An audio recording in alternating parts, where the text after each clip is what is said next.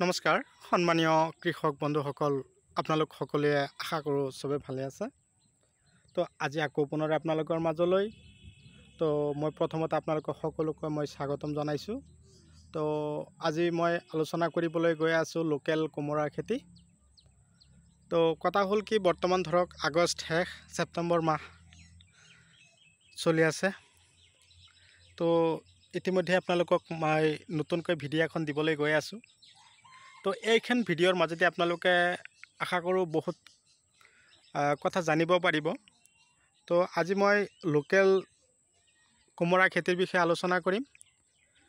তো প্ৰথমতে আপোনালোকে কি কৰিব লাগিব, যদি মোৰ চেনেলৰ এতিয়াও নতুন ভিউৱাৰ্ছ হিচাপে আছে তেনেহ'লে মোৰ চেনেলখন ছাবস্ক্ৰাইব কৰি ল'ব আৰু কাষত থকা বেল আইকনখন বজাই দিব, যাতে মই আপোনালোকক এনেকুৱা ধৰণৰ বৈজ্ঞানিক পদ্ধতিৰে জৈৱিক পদ্ধতিৰে কৰা উন্নত ধৰণৰ খেতিৰ ভিডিঅ' আপোনালোকক মই পঠিয়াব পাৰোঁ আৰু আপোনালোকৰ যাতে এই পদ্ধতি মতে বা ইয়াতকৈ আৰু উন্নত পদ্ধতি মতে আপোনালোকে এই খেতি কৰিব পাৰে। তো দেৰি নকৰি মই আলোচনা কৰিবলৈ যাম। মই প্ৰথমতে যে মই কি ধৰণৰ বিধান খেতিত লগাইছিলোঁ আৰু গছৰ চেহেৰা ধৰণ কেনেকুৱা হৈছে আপোনালোকে কমেণ্টত জনাব বুলি মই আশা ৰাখিলোঁ।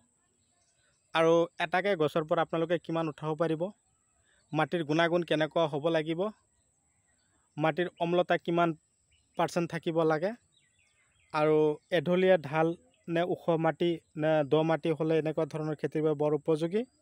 তো সবিশেষ আলোচনা কৰিম। কি ঔষধ কোন সময়ত স্প্ৰে কৰিব লাগিব, গছৰ পাত হালধীয়া হৈ গ'লে কি ঔষধ আপোনালোকক মই দিবলৈ ক'ম বা আপোনালোকে দিব।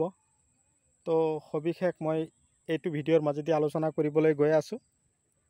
তো মোৰ ভিডিঅ'খন স্কিপ নকৰাকৈ আৰম্ভণিৰ পৰা শেষলৈকে নিশ্চয় চালে আপোনালোকে জানিব পাৰিব যে মই আজি এই ভিডিঅ'ৰ মাজেদি আপোনালোকৰ লগত কি কথা আলোচনা কৰিবলৈ গৈ আছোঁ।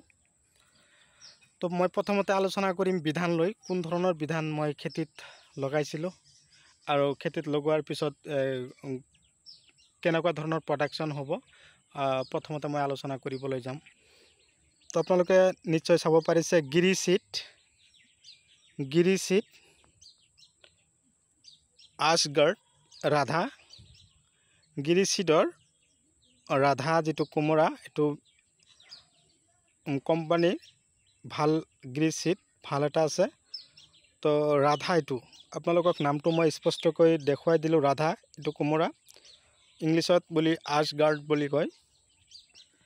তো কথা হ'ল কি, লগোৱাৰ পদ্ধতি আপোনালোকক মই দেখুৱাই দিছোঁ বা কৈ দিছোঁ।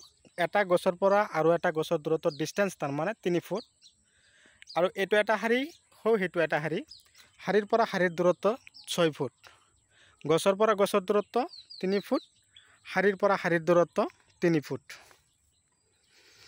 এতিয়া কথা হ'ল, যোৱাকালি এজন দাদাই মোক ফোন মাৰিলে। মই অকণমান ব্যস্ততাৰ মাজেদি তথাপিও কথা পাতিছোঁ। মই আপোনালোকক কথা দিছিলোঁ যে দাদা আপোনালোকৰ কাৰণে মই 24 ঘণ্টাই আপোনালোকৰ লগত আছোঁ। যিমানে বিজি নাথাকোঁ তথাপি আপোনালোকৰ লগত মই সহায় সহযোগিতা আগবঢ়াম। কিন্তু মূল কথাটো মই আগবাঢ়িম, মূল কথাটো এইটোৱেই যে আমাৰ অসমীয়া মানুহখিনি যাতে অকণমান হাতে কামে কৰি টকা উপাৰ্জন কৰা ভাল এটা ৰাস্তা ওলাব পাৰে, অযথা যাতে সময় নষ্ট নকৰে। বিশেষকৈ আমি অসমীয়া মানুহখিনিক খেতিয়ক হিচাপে মই গঢ় দিবলৈ গৈ আছোঁ। যে মই যে আপোনালোকক এই ভিডিঅ' দি আছোঁ, তাৰ কাৰণে মই আপোনালোকৰ পৰা যে টকা উপাৰ্জন কৰিম, আপোনালোকে মোৰ ভিউৱাৰ্ছ হিচাপে থাকিব, বহুত ভিউৱাৰ্ছ হ'ব, বহুত টকা পাম, এইবিলাক নহয়। মোৰ এটাই চেষ্টা, আপোনালোকে এনেকুৱা ধৰণৰ মোৰ দৰে আপোনালোকেও খেতি কৰক, খেতি কৰি আপোনালোকেও ভাল এটা লাভান্বিত হওক। আজি ধৰক আপোনালোকে ফাৰ্ষ্ট টাইম অকণমান প্ৰব্লেম হয়, ছেকেণ্ড টাইম যেতিয়া আপোনালোকে কৰিবলৈ যাব এনেকুৱা ধৰণৰ খেতি, তেতিয়া আপোনালোকে বেলেগক আৰু আপোনালোকে বুজাব পাৰিব। এতিয়া কথা হ'ল, মাটি কেনেকুৱা হ'ব লাগিব, ওখ, ৰস থকা, অম্লতা বেছি, মিনিমাম ধৰক অম্লতা 9% অম্লতা থকা মাটিত এই আশগাৰ্ড বা কোমোৰা খেতিৰ বাবে বৰ উপযোগী। তো বন্ধুসকল, নিশ্চয় আপোনালোকে বুজিব পাৰিলে। মাটিখন ওখ হ'ব লাগিব, এডলীয়া হ'লে ভাল।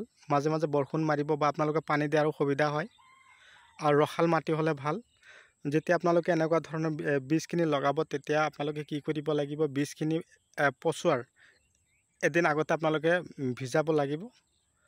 ৰাতিত ভিজাই ৰাতিত থৈ দিব লাগিব। তাৰ পিছদিনাখন ৰ'দত মেলি দিব। 2-3 দিনৰ ভিতৰত গজালি মেলিব। ৰ'দ বৰষুণ বতাহ এতিয়া চলি আছে যদিও গৰম, এতিয়া কিন্তু গছখিনি অতি সোনকালে গজালি মেলিব।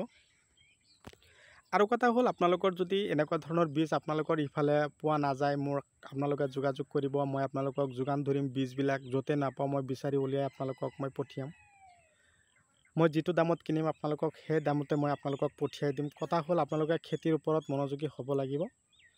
আৰু যদি আপোনালোকৰ কোমোৰা গছখিনিৰ ফুল ফুলিছে, তেনেকুৱা ফুলৰ ভিতৰত বা গছখিনিৰ পাতবিলাক ফুলি গৈ আছে, ফুলবিলাক নষ্ট কৰি আছে, তেনেহ'লে আপোনালোকে ডেলিগেট মাৰিব। আৰু কোমোৰা যদি বেছি ভোমোৰে ফুটা কৰিছে, তেনেহ'লে আপোনালোকে আলিকা এটা ঔষধ আছে, এইটো স্প্ৰে কৰিব। আৰু মাজে মাজে পানীৰ যোগান ধৰিব। এতিয়া ধৰক আমাৰ মাজত খৰাং বতৰ আহি পালেহি। তো বন্ধুসকল, এইখিনিতে মই আজি আপোনালোকৰ মাজত যিখিনি কথা পাতিলোঁ, আপোনালোকে মনোযোগী হৈ আপোনালোকে খেতি কৰিব বুলি সেই আশাৰে আজি মই আপোনালোকৰ মাজৰ পৰা বিদায় লৈছোঁ। পৰৱৰ্তী ভিডিঅ'ত মই আপোনালোকক পুনৰাই লগ পাম। ধন্যবাদ।